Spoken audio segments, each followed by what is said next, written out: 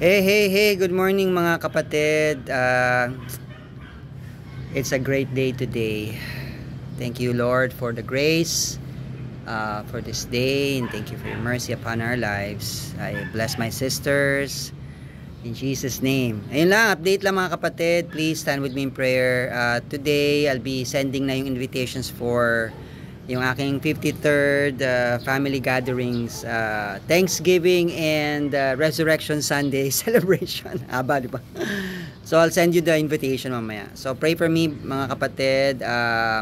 It's sa Max Eastwood siya, 30 packs. So I'm praying na yung mga invite ko mga relatives, priority sila, RSVP, naka-RSVP sila.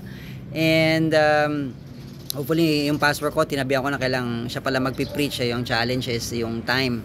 Sabi nga niya pa-attendin ko raw ng service ng 9 ng 10. Nako, sabi ko pag-pray ko talaga natin sila ng service ng 9, and then nga magpi-preach siya ng gospel kasi goal ko talaga makapag-share siya ng gospel doon. So I'll be sharing my testimony.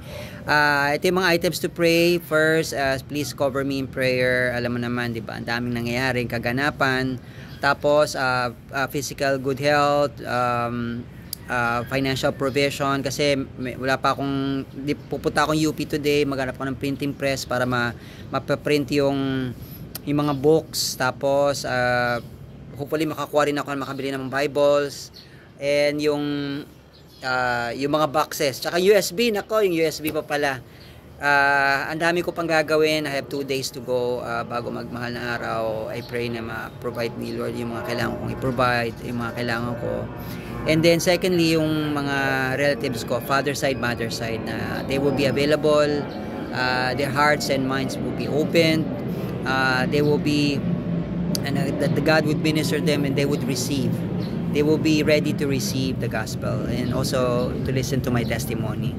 And then third, yan nga, protection for everyone and favor sa Max, favors din kay Pastor Iko. Siya yung mag-share. I pray na maayos yung mga schedule niya kasi pag Sunday, alam mo naman, very busy. Tsaka Sunday is a busy day. Alam naman natin, the Resurrection Sunday, mga churches magse-celebrate, maraming tao sa malls. Ginawa ko ng 12 o'clock. So from 10 to 11:30, at least 30 minutes lang yung aking allowance. Pero pupunta na ako doon na maaga sa Max on Sunday. Please pray for me, please cover me. I might go to, I don't know kung matatawag ako yung kakaibigan ko sa printing press, or pupunta ako ng UP, or pupunta ako ng Avenida Recto. I don't know kung paano kung gagawin today. Mag-order pa ako Shopee, mga multiple USBs kasi yung isa soft copy. I hope makarating siya bago magmahal na araw. Ayun lang mga kapatid, please pray for me, stand with me in prayer. Okay? God bless you. Bye.